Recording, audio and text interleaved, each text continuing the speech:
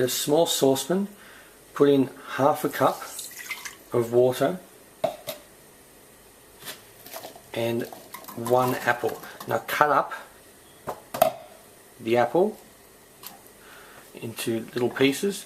Now we want to boil this for about 10 minutes until the apple is nice and soft.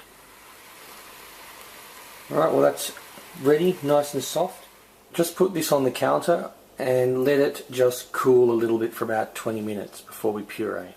Now just blend them, puree them.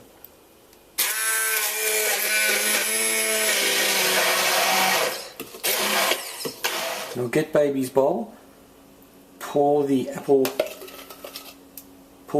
puree in it. Now you want to add full fat yogurt, plain yogurt. Now how much you add is entirely up to you. You can add half a cup, third of a cup, whatever you discover to be the mixture or the ratio that your little baby likes the most. Little baby will love this. Yum. Simple Cooking Channel.